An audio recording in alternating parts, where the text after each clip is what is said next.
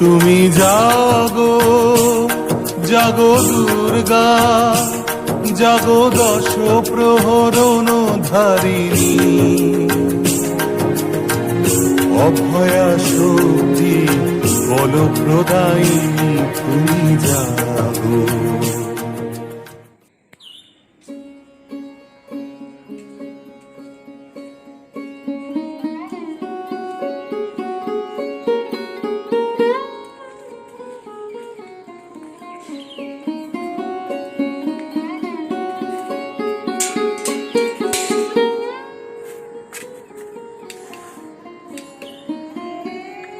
Madam, আমি রোহিত। ও বাবা, রোহিত এসেছে। শিগগিরি আয় আয় আয়, ঘরে আয় ঘরে আয়। বাবা, কতদিন বাদে তোকে দেখলাম। ম্যাডাম, আপনাকেও বলতে। বাবা, ম্যাডাম, আপনি কেমন আছেন? আমার তো চলে যাচ্ছে বাবা। আর তোকে তো এখন বাবা কত দেখতে পাচ্ছি সিনেমাতে, একেবারে মুভিতে তো তুই এখন একদম বিশাল জায়গা নিয়ে নিয়েছিস। আপনাদের জন্যই আমি এত দূরে পৌঁছতে পেরেছি। হ্যাঁ, আমিও তো সেই জন্য এত খুশি হয়েছি যে সেই রোহিত আজকে লেখা পড়া অভিনয় সব বজায় রাখছে। আয় আয়, ভেতরে আয়, ভেতরে আয়, আয় বস বস। তোর সঙ্গে কত কথা বাবা জমে আছে, একটু বলি। হ্যাঁ, আর বলিস না, গান করতে তো ভালোবাসি, এখনো গানটা ছাড়তে পারি না। কি অদ্ভুত ব্যাপার জানিস, এইখানে এলে না আমার ভীষণ পুরনো স্মৃতি মনে হয়। তুই জিজ্ঞেস করবি হয়তো যে তোমার কি মনে হচ্ছে ম্যাডাম। তো আমার কি মনে হয় জানিস, আমার গানের জগৎটা তো শুরু হয়েছে এখান থেকে। তো যখন আমার জগৎটা শুরু হয়েছিল তখন আমার এই চারপাশের আবহাওয়াটা এত সুন্দর ছিল যে আমার হাজব্যান্ড সবসময় বলতেন যে তুমি কিন্তু গানের মধ্যে ভরে থাকবে, তুমি কিন্তু কোনোদিন গান ছাড়বে না। আমি যেন জানতে পারি যে তুমি জীবনে গানের বাপরে অনেক উন্নতি করেছো। তো দেখুন দেখ, উন্নতি অবনতি তো জানি না, কিন্তু ভালো লাগাটা রেখেছি। আর দেখ, আমি তো তুই জানিস আমি ভীষণ পুজো আর্চা করি, এইসব করি, চারিদিকে গোলাপ, এই জন্য জবা গাছ। হ্যাঁ, তো একটা দারুণ বাবা। হ্যাঁ, এখন একটা কিন্তু কথা আমার ভীষণ মনে হচ্ছে। কি কথা ম্যাডাম? তুই কি এক্সপেক্ট করিস আমি তোকে কি বলবো? তুই বল। গান সম্বন্ধে কিছু বলবেন? গান সম্বন্ধে বলবো? আচ্ছা বেশ, তাহলে একটা কথা বলি, একটা গানের লাইন দিয়ে একটা নবমানন্দে জাগো আজি নবরবি কিরণে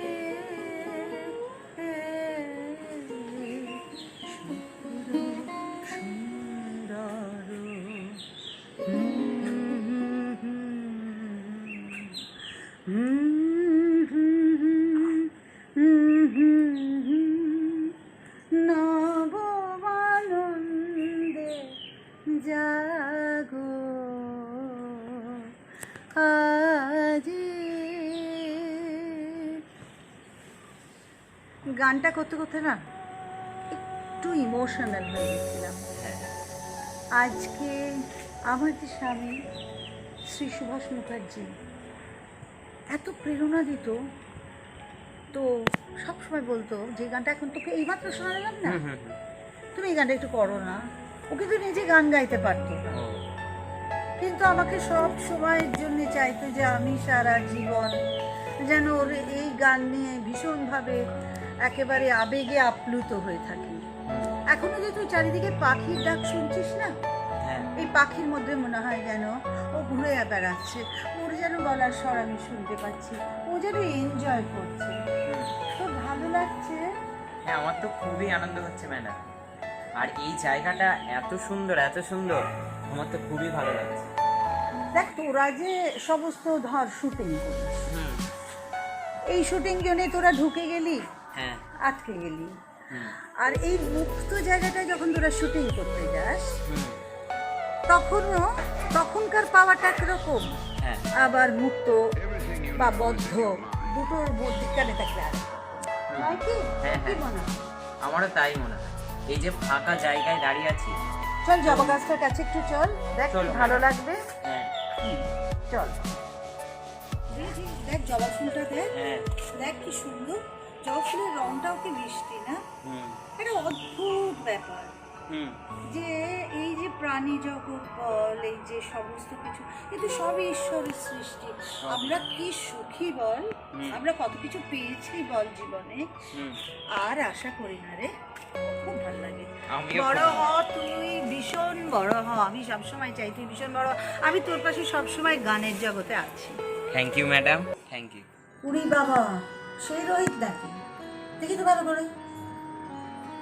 বাপরে, আমার কাছে যদিও তুমি একই আছো, সেই ছোট্ট রোহিত, কিন্তু আমি ভীষণ খুশি যে আজকে তুমি তোমার পড়াশোনার সাথে সাথে একটা এত সুন্দর জায়গায় কাজ করছো, এত ভালোভাবে তুমি কত মুভি করছো, তোমার মধ্যে কি বিশাল সম্ভাবনা। আমার এত ভালো লাগছে না, আমার বুকটা ভরে উঠছে যে এরকমও হতে পারে। অবশ্যই তাপসের এটাতে অনেক বড় দাম আছে, কারণ তাপস যদি আজকে এই জায়গাটায় না এগিয়ে দিত তোমায়, হয়তো আজকের দিনটা আসতে একটু দেরি হতো, হয়তো কোনো একটা দিন আসতো, কিন্তু অনেক দেরি হতো। তো আজ তুমি তো নিশ্চয়ই যেটা করছো অভিনয় করে ভীষণ খুশি। খুশি তো? হ্যাঁ, আমি তো খুবই খুশি। আর এই জায়গাটায় আসতে পেরেছি আমি আমার দাদার জন্য। আর আমিও ভাবতে পারিনি যে আমাকে দাদা এত তাড়াতাড়ি এই এত বড় একটা জায়গায় নিয়ে যাবে। আর এই জায়গায় নিয়ে যাওয়ার জন্য ম্যাডাম তোমাদেরও অনেক অবদান আছে। আর ম্যাডাম, আমি আপনার কাছে সেই ছোট্টবেলা থেকে গান শিখতাম, তো 1-2 লাইন হয়ে যাক না ম্যাডামের গান। আর তুমি এবার এখন একটা গান শুনতে চাইছো? হ্যাঁ, খুব শুনতে ইচ্ছা করছে ম্যাডাম। তাহলে একটা লাইন করি। হুম, হ্যাঁ, মনে করো, তুমি তো ছোট্ট মানুষ, হুম, তোমার মতো করে করি। ঠিক আছে ম্যাডাম। আমরা সবাই রাজা আমাদের এই রাজার রাজত্বে, নইলে মোদের রাজা সরে। সবাই রাজা আমাদের এই রাজার রাজত্বে, নইলে মোদের রাজা সরে। মিলব কি শক্তি, আমরা সবাই রাজা, আমরা সবাই রাজা, আমরা সবাই রাজা। দেখেছিস তো হুম, তুমি কি বলছিলাম যে আজকের ওয়েদারে দেখ একবার মা গঙ্গা কি করছে। উফ বাপরে, কি হাওয়া, কি মিষ্টি লাগছে। দারুণ লাগছে ম্যাডাম। কি ভীষণ ভালো লাগছে না? হ্যাঁ। মনে হচ্ছে আজ যাবো না বাড়ি। আর আমরা শুটিং এ যদি ঢুকে যাই তাহলে এরকম প্রাকৃতিক দৃশ্য আমরা দেখতেই পাই না। তাহলে বলো সেখানে সেখানে সেখানে সেখানে হ্যাঁ, তা এতটা ভালো লাগা মনে হয় হয় না বল? হুম, কতটা ভালো লাগে এখানে এসে। অনেক আমার একটা গানের কথা ভীষণ মনে হচ্ছে, কিন্তু বাবা ওই গানটা গাইতে কিন্তু আমার ভীষণ ভয় লাগে। কি গান ম্যাডাম? একটু গান না, 1-2 লাইন। বাবা অনেকবার শুনেছিস বাবা। 1-2 লাইন গান না ম্যাডাম। চেষ্টা করিস। ঠিক আছে। যাকে গানটা যদি কবিতার মতো হয় কিছু মনে করিস না। গঙ্গা গঙ্গা তরঙ্গে প্রাণ পদ্ম ভাসাইলাম রে।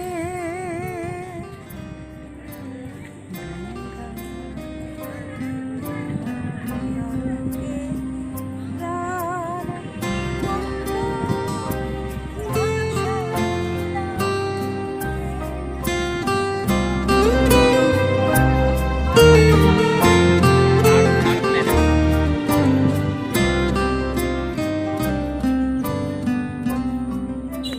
তোর কেমন লাগছে বলতো, সত্যি করে বলবি। ম্যাডাম, আমি তো আগেই বলেছি আমার তো এখানে এসে খুব ভালো লাগছে।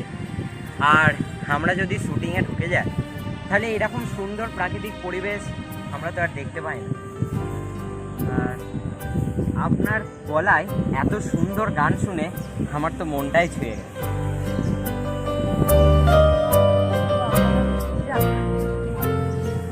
বিশাল ভালো লাগা, ভীষণ ভালো লাগা, একটা অদ্ভুত ছোঁয়া। হ্যাঁ কি ভালো লাগছে, দেখ মেঘটা দেখ হ্যাঁ, কি সুন্দর। বাবা, গঙ্গা মায়ের উপরে যেন একেবারে মনে হচ্ছে চারিদিকে স্বর্গ তৈরি হয়ে গেছে। হ্যাঁ তোর লাগছে না এখন? হ্যাঁ, আমার তো খুবই ভালো লাগছে। কত দূরের গাছপালাগুলো কি সুন্দর লাগছে দেখতে। হ্যাঁ, জলের ওপর দিয়ে নৌকা যাচ্ছে, হ্যাঁ হ্যাঁ হ্যাঁ, নৌকা, লঞ্চ, জাহাজ, কত কিছু। কত। আবার মনে হচ্ছে যেন আমরা একটা অদ্ভুত একটা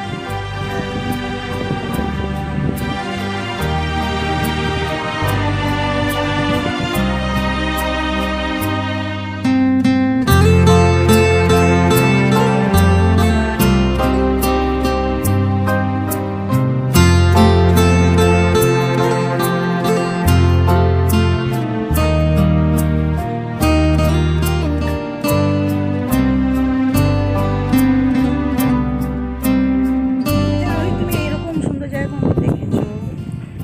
না না, আগে কোনোদিনও দেখিনি, কিন্তু আগের জায়গাটাও খুব সুন্দর ছিল, আর এইটা তো আরো আরো আরো সুন্দর।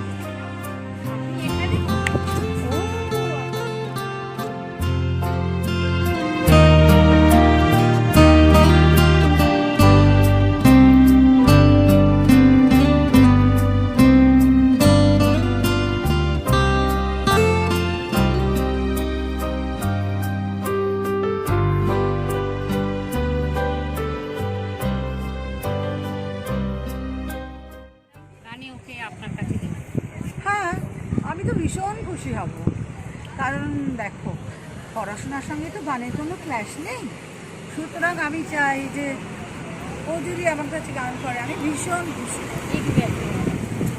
হ্যাঁ, তুমি কিন্তু চেষ্টা করবে এই বললে তারপর ভুলে গেলে তারপর আবার ওকে অন্যদিকে নিলে, এগুলো করো না। না না, একদমই নয়। ওর নিজেরও ইচ্ছা ভীষণভাবে যে ও আপনার কাছে গানটা করবে। তো তাহলে তো আমি নিতেই হয়, ওর একটু শুনতে হয় গান করে, আমার বাড়িতে নিয়ে আসবে। হ্যাঁ, আমিও গান শুনবো। হ্যাঁ, আমার তো কি ভাল লাগছে জানো, আমার এখন কি মনে হচ্ছে বলো তো, এই যে তুমি দেখছো না, এই যে যাকে ধরে আজ আমি দাঁড়িয়ে আচ্ছা। আছি, জানো কি ও আজকে কত বড় অভিনেতা। বাহ, আবার তার সাথে সাথে যেন ও শুনেছ লেখাপড়ায় ভীষণ ভালো। আর আমার যে কি আনন্দ যে ও আমার কাছে এসেছে, আমার সঙ্গে বেশ এতটা টাইম কাটাচ্ছে। আর যে তাপস, আমি বলতাম মনে আছে, হ্যাঁ, হ্যাঁ, তোমাদের মনে আছে, অনেক দিন মনে আগে আছে, বলতাম, ম্যাডাম। মনে পড়ে? একদম। তাপস কিন্তু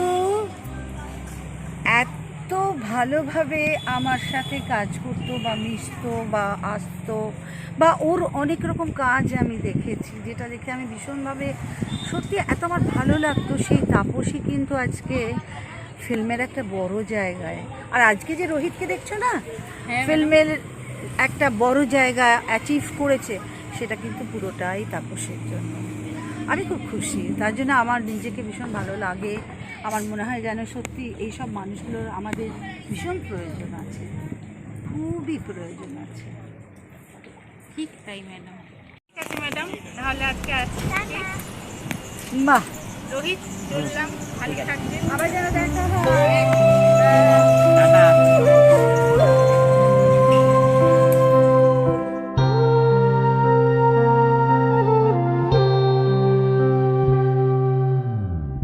সে মানুষ চেয়ে চেয়ে ফিরিতেছি পাগল হয়ে, সে মানুষ চেয়ে চেয়ে ফিরিতেছি পাগল হয়ে, মরমে জ্বলছে আগুন আর নিভে না।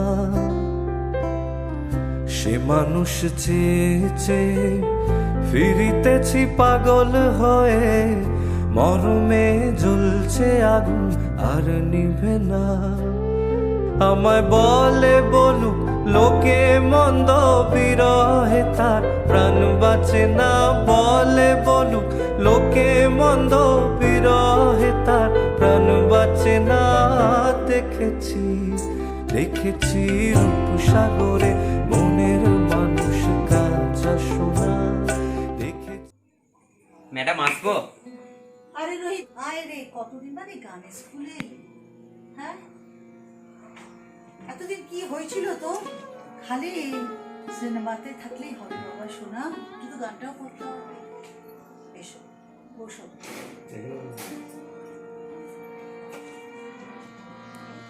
কেমন আছিস? ভালো আছি, তুমি কেমন আছো? আমি ভালো আছি।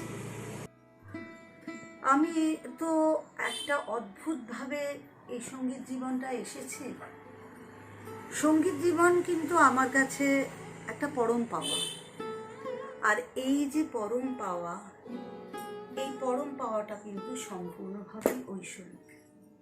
কারণ আমি মনে করি যে আমার নিজস্ব কোনো যে তৈরি করার বা ভাববার খুব ভীষণ ক্ষমতা ছিল তা নয়। যা কিছু দিয়েছেন এবং দিচ্ছেন সবই কিন্তু আমার ঈশ্বর। আমি কোনো একটা সময় 2002 সালে বিদ্যাভারতী গার্লস হাই স্কুলে নিউ আলিপুরে চাকরি করতাম। তো ওই সময় যে সমস্ত অনুষ্ঠানগুলো হতো সেখানে আমাদের যিনি হেড অফ দ্য ইনস্টিটিউশন ছিলেন আমার উপর ভরসা করতেন যে আমি যেন খুব সুন্দরভাবে কিছু সুর করতে পারি। সেটা বাংলা হতে পারে, ইংলিশ হতে পারে।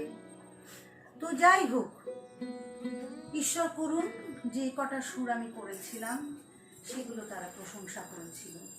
তো তার মধ্যে একটা গানে জাস্ট কথাটুকু আমি বলছি, সেটা সুর এখন আমি শোনাচ্ছি না। যেটা লেখা ছিল আমাদের বিদ্যাভারতী গার্লস হাই স্কুলের অ্যাসিস্ট্যান্ট টিচার মিসেস কৃষ্ণা সেনগুপ্তর, এবং টিউন ছিল আমার নিজের। গানের কথাটা শুধু আমি 4টে লাইন বলবো। ও god, you are great. Be with us in pain and sorrow. Be with us for today and tomorrow. Be with us every time. Be with us in rain and rime. Oh God, give us light and show the path. Praise the beauty on the earth. Birds and flowers, hills and trees, the sun and the moon, rivers and seas, all our creations, wonderful. We should all be grateful. We are very grateful to our Almighty. এটা আমার একটা কথা, কারণ আমি তো সবই পেয়েছি তাদের কাছ থেকে, তাই আমার জীবনের শুরুটা একটু বললাম।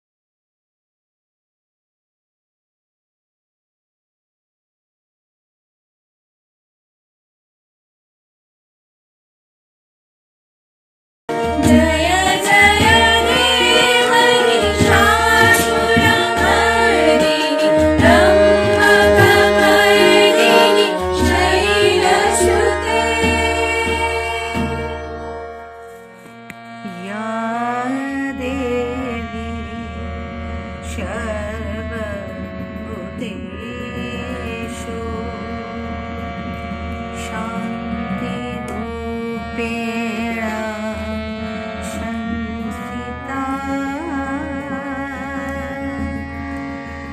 नमस्तस्मै नमस्तस्मै नमस्तस्मै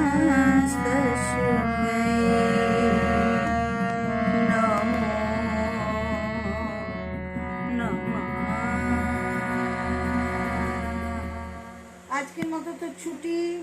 তুই বাবা এসে বাইরে গিয়ে একটু বস, মায়ের হয়ে যাক, তারপরে একসঙ্গে চলে যাবি।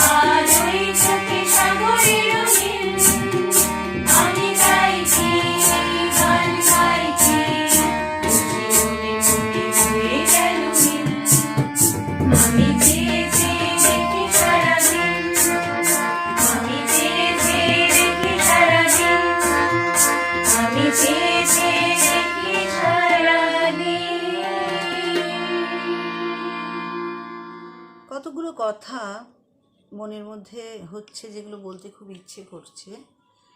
যে গান তো আমি বললাম যে আমি খুবই ভালোবাসি, যেটা আমার একটা প্রাণের ব্যাপার, একটা মনের ব্যাপার।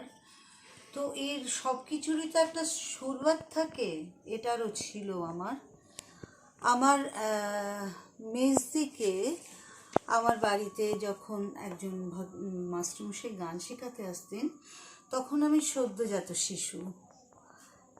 তো আমি পাশের ঘরে শুয়ে কাঁদছিলাম।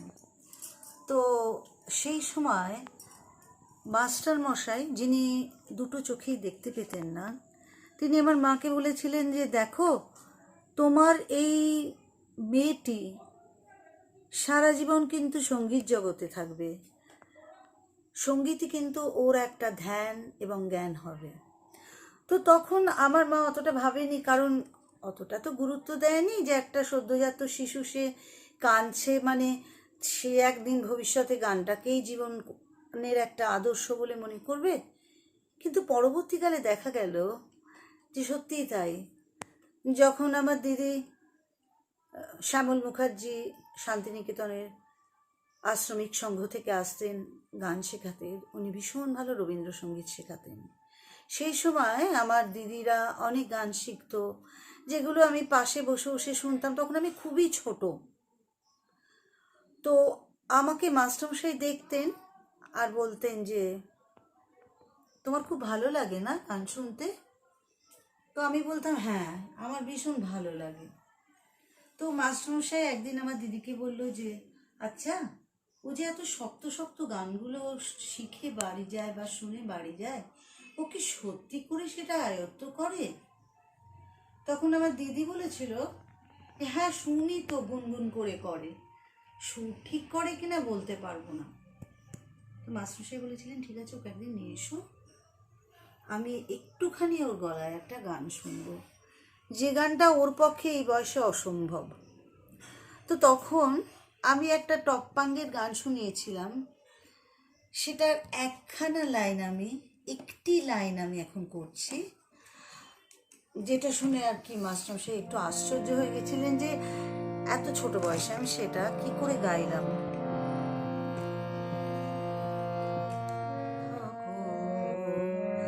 জনম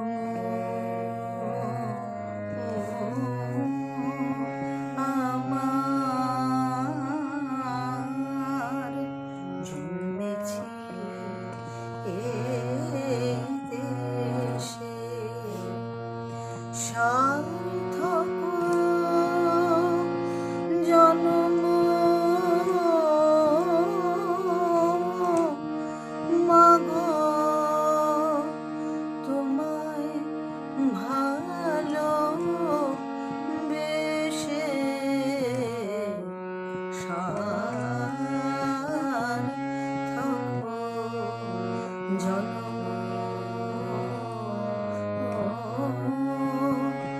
আমার জন্মেছি এই দেশে।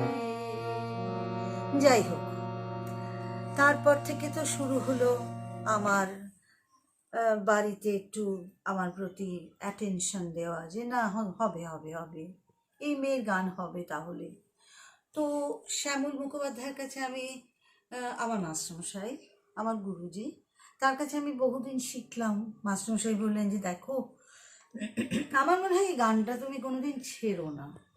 যাই হোক, সেটা একটা টাইম গেছে, আমার সময় গেছে, একটা বেশ ভালো টাইম কেটেছে। তো মাস্টারমশাইয়ের গান শেখাকালীনই আমি আরও বেশ কিছু জায়গায় বেশ কিছু গুরুর কাছে কিছু গান শিখেছিলাম, যার দের ঘরানাগুলো আমার মনের মধ্যে খুব ছায়া ফেলেছিল। তো আমি বেশিরভাগ ভালোবাসতাম কণিকা বন্দ্যোপাধ্যায়ের টপ্পা গানগুলো। তো একদিন একটা মজার কাণ্ড হলো, সেটা হচ্ছে যে আমি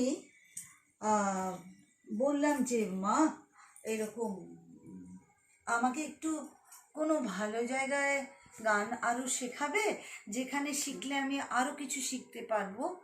তো তখন আমার মা বললেন তুমি কোথায় শিখতে চাও বলো। আমি তখন চন্দননগরে আমার এক গুরুজি থাকতেন, তার নাম শ্রীযুক্ত নলিনী চক্রবর্তী মহাশয়। তো নলিনী চক্রবর্তী মহাশয়ের ছাত্র ছিলেন পারভিন সুলতান, যিনি ক্লাসিক্যালের জগতে একজন নামকরা শিল্পী, তার হাজব্যান্ড। তো যাই হোক, যখন আমি মাস্টারমশাইয়ের কাছে গেলাম, মাস্টারমশাই আমায় বললেন যে তুই কি শিখতে চাস? তো আমি বললাম আমি শিখতে চাই কি আমি জানি না, কিন্তু আমি শুনতে চাই। তো বললেন ঠিক আছে, আমার যেগুলো ভালো লাগে আমি গাইবো, তোমার তার মধ্যে যেটা যেটা নিতে হয় তুমি নিও। তো ওখানে বহু রকম গান হতো, ক্লাসিক্যাল ম্যাক্সিমাম। মাস্টারমশাইয়ের ঘরে 7খানা হারমোনিয়াম পর পর পর পর গোল করে সাজানো ছিল। সে যেন একটা অদ্ভুত একটা বাতাবরণ। তো যাই হোক, সেই সমস্ত একটা অদ্ভুত একটা আবহাওয়ার মধ্যে আমার ভীষণ এত ভালো লাগতো যে আমার মনে হতো যে না, আমি খুব খুব সন্তুষ্ট। এবার মাস্টারমশাইকে একটা মজার কথা বলতেন। মাস্টারমশাই বলতেন কি, যে তুই না একটা কাজ করিস সবসময়, আমি তোকে খুব লক্ষ্য করেছি, তুই গান খুব ভালোভাবে শুনিস এবং তোর যেটুকু যেটুকু নেওয়ার সেটুকুকে তুই নিয়ে নিস। তুই যে পুরোটা আমার শুনিস বা সম্পূর্ণ আমাকে মেনে চলিস তা কিন্তু নয়। তো আমি খুব হেসে ফেলেছিলাম। তারপরে নলিনী চক্রবর্তীর ঘটনাটুকু বলি, তারপরে আমি আবার অন্য মাস্টারমশাইদের ব্যাপারে যাব। তো সেই নলিনী চক্রবর্তী মহাশয়, আমার যখন বিয়ে হয়, আমার হাজব্যান্ডের সামনে, আমার সামনে এসে যখন আশীর্বাদ করেছিলেন, তখন আমার হাজব্যান্ডের মাথার উপর হাত রেখে বলেছিলেন, বাবা তোমার কাছে আমার একটাই অনুরোধ, আমার মায়ের যেন গানটা ছাড়িয়ে দিও না, ও যেন জীবনে এই গানটা নিয়ে এগিয়ে চলতে পারে। আমার সবচেয়ে অহংকার আমার স্বামী আমার এই কথাটা রেখেছে। রোহিত, একটু এসো, আমাদের মধ্যে একটু এসো, ওদের সঙ্গে একটু আলাপ করিয়ে দিই। এসো, বসো এসে। হ্যাঁ, তুমি হয়তো জানো না, ওরা প্রত্যেকেই আমার কাছে বহুদিন ধরে গান শিখছে, কিন্তু তুমি তো অনেকদিন গানের জগতের সঙ্গে ডিটাচড হয়ে রয়েছো, কারণ হচ্ছে তোমার এখন অভিনয় জগতে প্লাস পড়াশোনা, এই দুটো নিয়ে তোমাকে প্রচুর মন দিতে হচ্ছে। তো আজকে আমি খুব খুশি হচ্ছি ভাবতে যে তুমি এত কিছু বজায় রেখে আজকে আমার এখানে এসছো, আমার সব ভালোবাসার ছাত্রীদের সাথে তুমি কথা বলছো, আলাপ করছো, আমার ভীষণ ভালো লাগছে। তো দেখো, তোমাকে ওরা কিছু জিজ্ঞেস করে কিনা আমি জানি। রোহিত, হ্যাঁ বলো। তোমাকে একটা কথা জিজ্ঞেস করবো? বলো। বলছি, তোমার কথা কিন্তু দিদি খুব বলেন। দিদি বলেন যে তুমি অনেক কিছুর সঙ্গে জড়িত আছো। তুমি এই বয়সে লেখাপড়া করছো, নাচ ভালো করো, গানের সাথে যুক্ত ছিলে, আবার অভিনয়ও করছো। তুমি এত কিছু ম্যানেজ করো কি করে? আমি এই সব কটা জিনিস কিভাবে মেনটেন করি, তা পড়াশোনাটাকে তো আমি খুবই ভালোবাসি, আর নাচও করতে আমার খুব ভালো লাগে, আর অভিনয় তো আর অন্য অনেক ব্যাপার। অভিনয় জগতে আমি ঢুকেছি এই আমার দাদার হাত ধরে, আর আমার দাদাই আমাকে এই উঁচু একটা জায়গায় নিয়ে গেছে। তো ম্যানেজ করি বলতে, ইচ্ছা থাকলে সমস্ত কিছু হয়, ইচ্ছা না থাকলে আর কিছুই হবে না। তো আমার পড়াশোনাটা তো খুবই ভালো লাগে, তার সঙ্গে নাচ, এই যাক রোহিত, শুনে খুব ভালো লাগলো। মানে বোঝা গেল যে ভালোবাসলে সব কিছু করা যায়, তাই তো? একদম। একটা কথা না বললেই নয়, আমার গুরুদেব বা গুরুজি বা মাস্টারমশাই যাই বলুন না কেন, সুকুমার মিত্র মহাশয়ের কাছ থেকে কিন্তু আমি অনেক কিছু শিখেছি।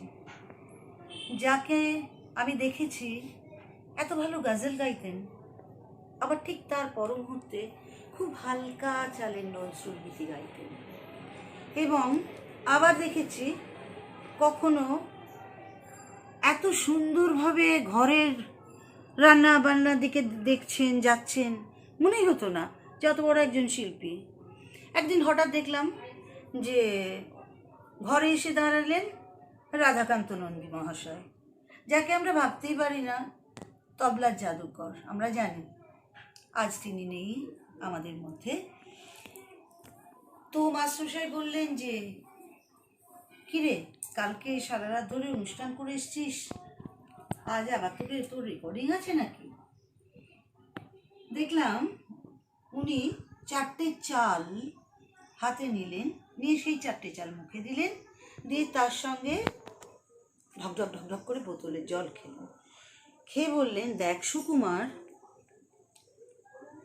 আমার তো আর কিছু এখন খাওয়ার সময় নেই, কারণ আমাকে এক্ষুনি যেতে হবে আকাশবাণীতে, এবং একজন খুব বড় শিল্পী, তার নাম আমি এখন বলতে পারবো না প্রকাশ্যে, বলেন তার সঙ্গে গিয়ে আমাকে বাজাতে হবে, এবং সে অজস্র তাল ভুল করবে। আমি তো এখন ভীষণ ব্যস্ত থাকবো। তো অদ্ভুত একটা দুজনের মধ্যে বন্ডিং আমি দেখেছি মাস্টারমশাইয়ের সঙ্গে রাধাকান্ত নন্দীর, গোপা কাঞ্জিলাল বা আরও সমস্ত বড় বড় শিল্পী। এমনকি ওখানে আমি দেখেছি হৈমন্তী শুক্লা, যিনি আজকে এত বড় একটা ভারী নাম গানের জগতে, তাকেও দেখেছি মাস্টারমশাইয়ের কাছে এসে বসতেন। তো যাই হোক, আমি সেখানে একেবারেই একটা ছোট্ট একটা বিন্দু, কারণ মাস্টারমশাই চেয়েছিলেন যে টাইমটায় আমি ওনার কাছে শিখতাম, আমি মোটামুটি ভালোই গাইতাম।